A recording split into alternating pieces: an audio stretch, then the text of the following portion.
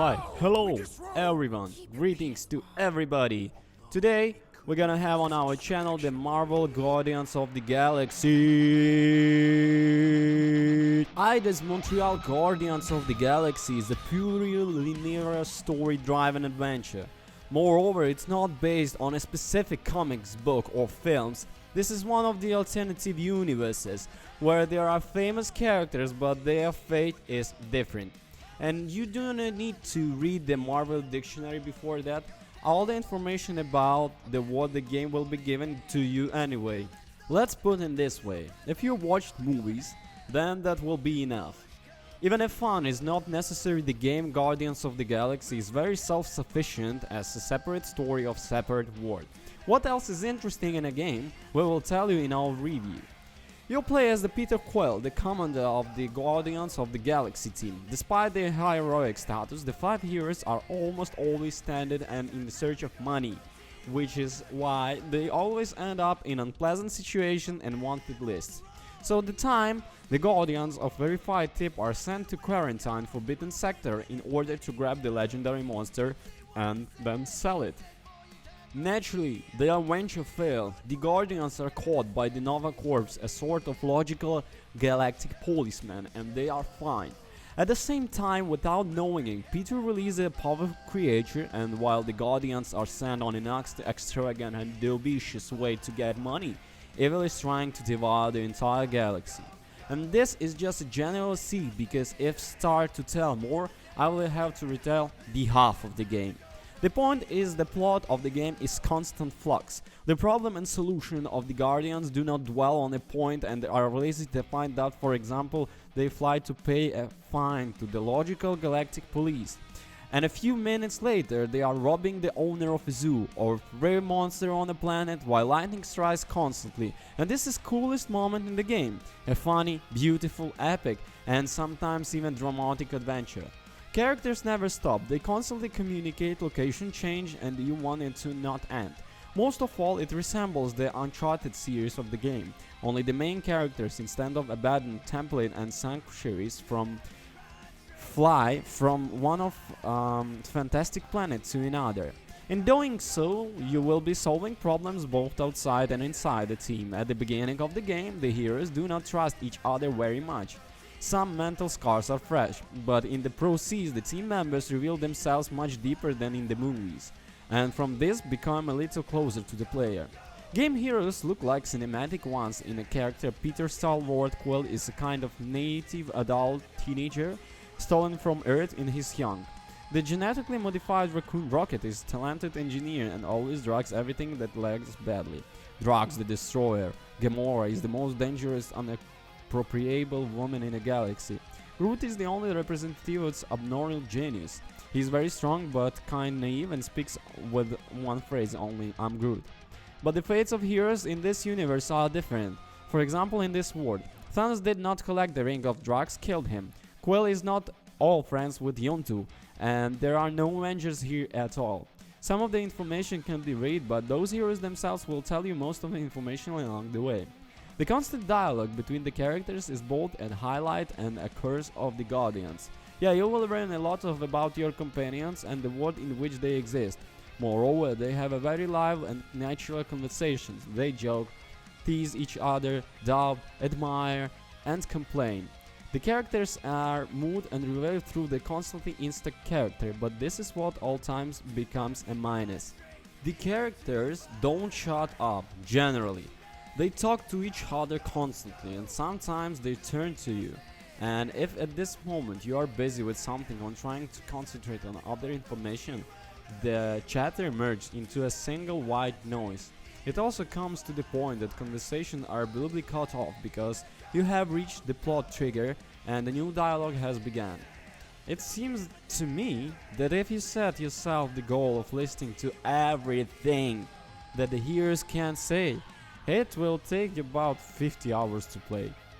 One thing is the good that most of the time it's just a character, but if you miss something very important, they will repeat it to you. While I say that the heroes speak to you, I mean a dialogue system that allows you to slightly influence the events, so you influencing what is happening, but this is more a variant from the Telltale games than the Mass Effect. This is you will not have the frequent and large dialogue threads. You are more a listener, and most of your raw answers are more comfortable playing Quill for your personality. The general plot from your decision will not change and will end exactly as intended, but sometimes those who you help will come to your aid. There is even a special meeting on it. You have to choose one of the answers to motivate your friends. If the meeting is successful, then everyone gets an increase in damage and a quick cooldown of the abilities. And if not, they only will receive an improvement. A cool track from Peter's playlist always plays a nice bonus. All this sounds interesting, but in fact, fighting is the most boring and routine part of the game. The problem is that your entire team deals very scanty damage to enemies, is passive in combat. Significant damage is given only by the special techniques, but only you can activate them, and after using them, you have to wait, and they also do not shine with a very special variety. As for the visuals, everything is great. There are cool finishing moves, animation and effects, but in practice there is an only couple of tricks that cause worthwhile damage. Due to low damage, your enemies turn into the damage sponge.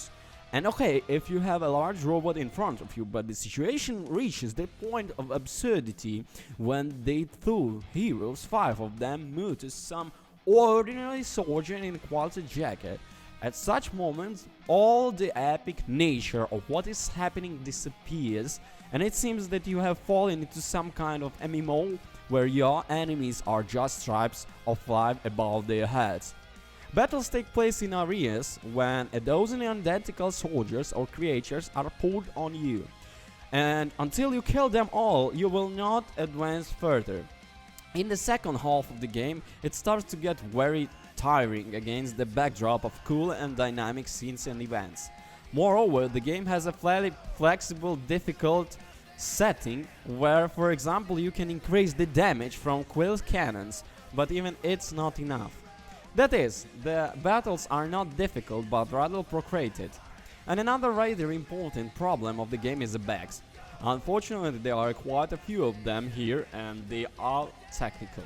Sticky controls, breakdowns of scripts, glitches of the graphics. In some location it was necessary to save again and again every 10 minutes because something broke or one of the menu items stuck in the middle of the screen. This may be PC flaws, but they can be quite annoying at times. Fortunately, there were no moments that could not be solved by loading. There is a hope that all this will be fixed with the future patches, but the impressions were not very pleasant. With all the bugs, the language does not dare to call the game low quality because it looks like good and plays phenomenally. Eidos has gone to some crazy picture level, detailing design, location, textures, light altogether, make a jaw fall off when you arrive on another colorful planet.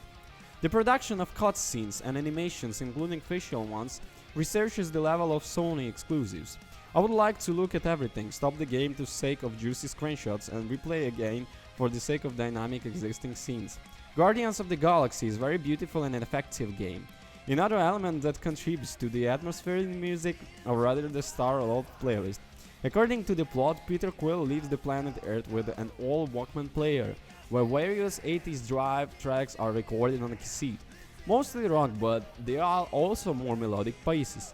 The same music plays all the time on a Quill's ship, but it's also included with the most epic scenes and it is perfectly complement with the whole picture. You are even more charged with the energy of your movement. You want to shake your head, to beat and even sing along.